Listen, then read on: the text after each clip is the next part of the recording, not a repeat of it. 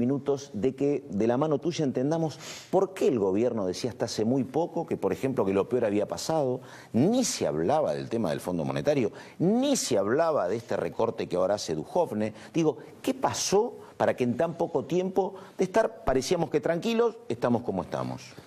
Bueno, mira, la verdad que en general el gradualismo, o lo que alertábamos sobre los riesgos del gradualismo, genera tarde o temprano lo que podemos llamar cansancio o fatiga en el ajuste, ¿no?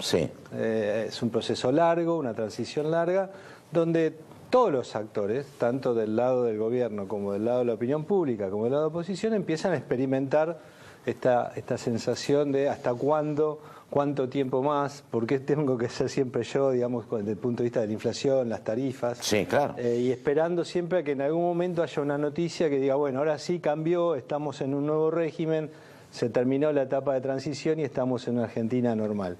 Eso que ya lleva 2 años y medio, digamos, de una larga transición, te expone a 2 cuestiones. Una es que siempre tiene que ver con la palabra crédito. Uno es el crédito de la opinión pública, necesitas gobernabilidad, necesitas apoyo sistemático de quienes te votan y necesitas crédito de los mercados para financiar la transición larga.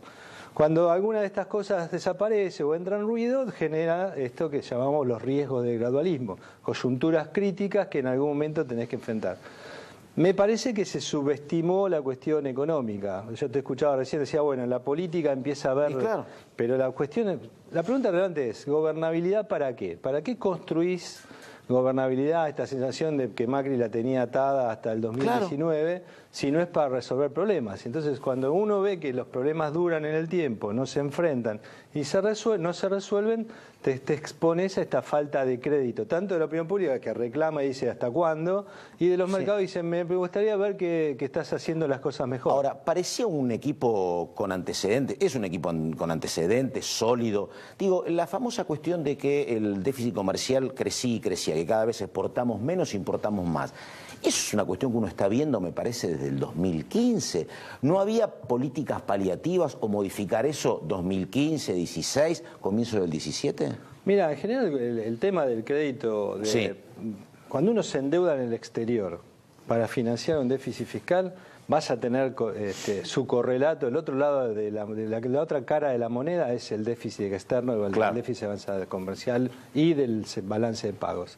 Corregir uno supone corregir el otro. La pregunta es cómo lo haces. Si lo haces proactivamente o lo haces reactivamente porque no te queda otra. Lamentablemente se llegó a una situación en la cual ahora hay que empezar a justificar que lo estás haciendo porque no te queda otra, digamos, cuando la idea era que ibas a ir resolviendo el déficit fiscal, reduciendo la necesidad de financiamiento y reduciendo la vulnerabilidad externa. Pero cuidado, ¿no? Ahora se lee por ahí muchos economistas, hubo varias reuniones, aparecen como los economistas radicales que dicen, bueno, veamos todo por el lado externo. Hay muchos colegas que no son radicales y también, digamos, vienen alertando sobre el tema externo. Lo que sabemos en general es que uno pone el énfasis en una cosa o en la otra, pero cuando uno mira la macro y mira el equilibrio general y lo mira de manera integral, sabes que hay que resolver las dos cosas. No te alcanza con resolver el desequilibrio externo ni resolver solo fiscal, las cosas se resuelven en forma integral y lo que estamos esperando que de la mano del ministro coordinador y un acuerdo con el fondo y un poco más de coordinación, no política, pero por ahí sí económica, se logre ver esto más en términos de equilibrio general, ¿no? Una pregunta muy de coyuntura. ¿Hasta qué punto pasó la corrida cambiaria? Bueno, creo que es la pregunta del millón, ¿no? La sensación que tenemos todavía es que estamos en el medio de la crisis de confianza, de la turbulencia, como llama el gobierno. Se hicieron varias cosas para frenarla y creo que se hicieron las cosas que había que hacer de manual, digamos, ¿no? Se subió la tasa de interés, el Banco Central intervino y si alguno tiene la duda de si no hay divisas o la restricción de divisas, bueno, acá van a estar las divisas del fondo para el caso de que sean usadas. Entonces, se respondió bien, pero se respondió a cuentagotas, ¿no? Era como que se asumían ciertas cosas de a poco. Ahora hay que darle una integralidad a eso que se hizo, hay que armar un programa que cierren los números y habrá que transitar un periodo tal vez más largo hasta que nos acostumbremos a pensar de que hay un proceso nuevo en la Argentina con un programa económico nuevo, pero todavía eso está por verse, ¿no? Lo que sí es cierto es que se frenó, me parece a mí, y esto por ahí saben más ustedes de política que yo, se frenó comprometiendo mucho capital político del lado del presidente, ¿no? O sea, fue el presidente el que frenó la corrida y eso tiene sus riesgos, digamos, ¿no? Entonces ahora tenemos que ver cómo sale Sí, no solo eso políticamente, también hay un Banco Central que, a propósito de este plan de emergencia, puso las tasas en el 40%. Una economía con tasas en el 40% es una economía que vive con lo puesto y no tiene ninguna posibilidad de crecimiento en lo inmediato. Bueno, pero depende de las ¿Cuándo se prioridades. puede bajar esa medicación a un paciente que todavía está en terapia intensiva? Depende de las prioridades, ¿no? Si la prioridad ahora finalmente, y digo finalmente con letrita negra, digamos, ¿no?, es bajar la inflación, que yo creo que debió ser siempre la única prioridad, no te queda otra que aceptar que esta tasa de interés a estos niveles llegó para quedarse, y el presidente del Banco Central la semana pasada en una conferencia de prensa dijo esta tasa de interés llegó para quedarse, porque él lo que tiene que hacer es construir la expectativa de que efectivamente el Banco Central lo que va a hacer es desinflar. Si Argentina no desinfla, el principal obstáculo que tenemos para todo, para crecer, para consumir, para volvernos más sustentables y que la economía entre en este sendero de decir, bueno, a partir de ahora sí, es bajar la inflación. Si no se baja la inflación, vamos a seguir transitando estas coyunturas críticas de tanto en cuando, ¿no? Ahora, Luis, una pregunta que es un poco económica y un poco psicológica. Por ejemplo, uno tiene en los últimos días, el titular de ARCOR, Luis Pagani, pide un programa económico. Eduardo Constantini, titular de una consultora como Consultatio, pide un programa económico. Hoy, por solicitada, otro empresario clave como Ornequian le responde a la diputada, la principal operadora política del gobierno en estos días, que es Elisa Carrió. Digo, a ese nivel, ¿qué es lo que está pasando? Digo, ¿están reclamando todos un programa económico? ¿No va a haber programa económico? ¿Es parte del problema por lo que dice él con un dólar que no sabemos cuál es el techo? ¿Es lo mismo todo?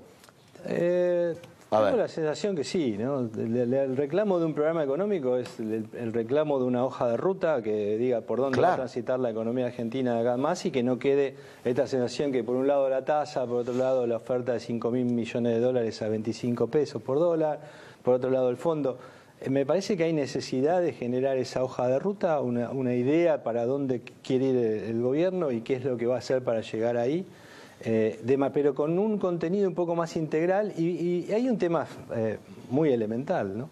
Si seguimos haciendo lo mismo que veníamos haciendo, esta idea de gradualismo menos gradual, es probable que sigamos teniendo los mismos resultados. O sea, no veo por qué tengamos resultados distintos a partir de ahora. Entonces, el reclamo del programa económico creo que tiene que ver con formular algún cambio en la forma de encarar la política económica para hacer sustentable, digamos, ese sendero que todavía no conocemos y que va a estar plasmado en un acuerdo con el fondo. Daría la sensación, digo, a tenor de que uno registra que había un congelamiento de naftas, pero se aprobó antes de los 30 y pico días un aumento del 5% y se anunció ya otro aumento del 3%, que el gobierno está dejando correr la inflación, o por lo menos asume que la inflación va a ser ahora más cerca del 30% que de aquel 20%, ni hablemos del 15%.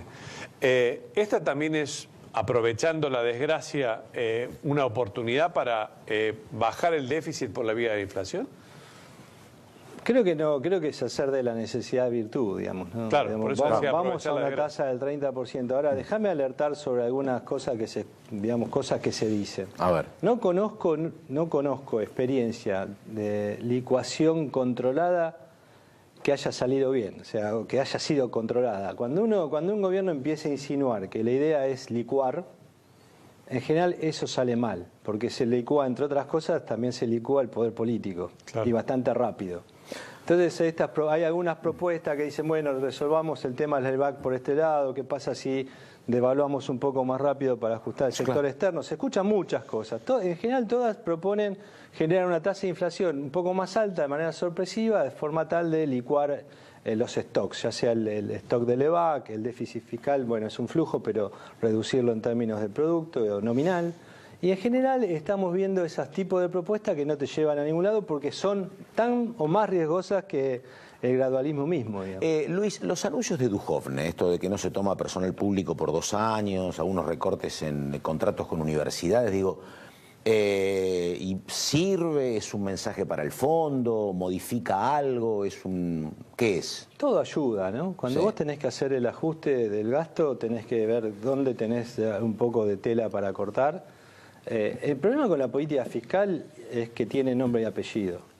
O sea, la política fiscal, a diferencia de la política monetaria, cuando vos haces política fiscal, decís, voy a cobrar este impuesto a este sector, no le voy a cobrar a este sector, voy a gastar en estas personas, no voy a gastar en estas otras personas, voy a recortar acá, no voy a... O sea, eso pone nombre y apellido. Entonces, la política fiscal, desde el punto de vista político, es mucho más difícil de llevar adelante y tenés que estar dispuesto al conflicto. La ventaja ahora, como decía antes, que el presidente comprometió su capital político, es que tenemos hoy a nivel de la presidencia el mensaje de que se está dispuesto a enfrentar conflictos, cosas que hasta ahora estaban un poco en duda, ¿no? Luis, tenemos que terminar. Gracias por todo, nos estamos viendo. Un gusto. Bueno, señor Supo, bueno...